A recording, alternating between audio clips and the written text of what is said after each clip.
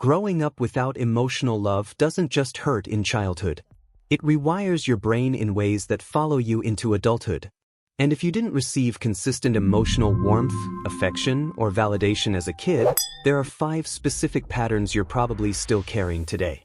Let's talk about what actually happens. So, here's what developmental psychology has shown us. When a child doesn't receive consistent love, whether through neglect, emotional unavailability, or conditional affection, it creates what psychologists call attachment wounds. And these don't just fade with time. They shape how you see yourself, how you connect with others, and how you move through the world. Here are 5 ways this shows up. First, you become hypervigilant in relationships. Your nervous system learned early that love is unpredictable or conditional. So now, as an adult, you're constantly scanning for signs that someone's about to leave, lose interest, or withdraw affection. You overanalyze texts. You read into tone changes. You brace for abandonment even in stable relationships. It's exhausting, but it's not paranoia. It's a survival mechanism that made sense when you were a kid trying to navigate unpredictable emotional environments. Psychology calls this anxious attachment, and it stems directly from inconsistent early caregiving. Your brain is still trying to predict and control what it couldn't control back then. The second effect is you struggle to actually receive love or compliments. Someone says something kind and your immediate reaction is discomfort, disbelief, or the urge to deflect. Here's why. When you grow up unloved, your brain forms what's called a negative core belief. At a deep level, you internalize the message, "I'm not worthy of love."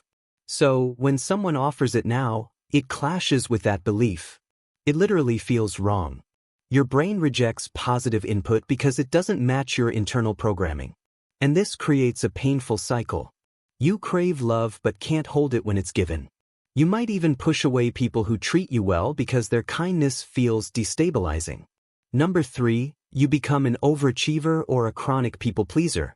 If love was conditional growing up, you learn that your value depends on what you do, not who you are. So now you chase achievement, perfectionism, or constant helpfulness. You think, if I'm successful enough, helpful enough, good enough, then I'll finally be lovable. But it never feels like enough because you're trying to earn something that should have been given freely. This is called earned secure attachment seeking, and it's exhausting. You're running a race that has no finish line because external validation can't fix an internal wound. Number 4 effect is you might experience emotional numbness. When love wasn't safe or available, your brain learned to shut down emotions as a protective strategy. If you don't feel, you can't be hurt. But now, as an adult, you find it hard to access deep emotions. You feel disconnected from yourself and others. Relationships feel shallow because you can't let yourself be fully present. It's not that you don't care. It's that caring once meant pain. So, your nervous system learned to stay neutral. Psychologists call this dissociation or emotional blunting.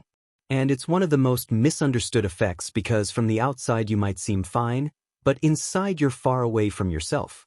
And finally, the 5th effect is you carry a deep fear of being a burden. If your needs were ignored, dismissed, or treated as inconvenient as a child, you learn to minimize yourself. Now, you apologize constantly. You don't ask for help. You hide when you're struggling. You'd rather suffer alone than risk bothering someone.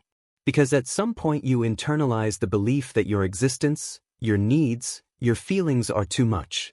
But here's the true psychology wants you to know. Having needs doesn't make you a burden. It makes you human. The people who made you feel that way were wrong. And unlearning this is possible. If you recognize yourself in any of these 5 effects, I want you to know you're not broken. You adapted to survive a childhood that didn't give you what you needed. And recognizing these patterns, that's the first step toward healing them.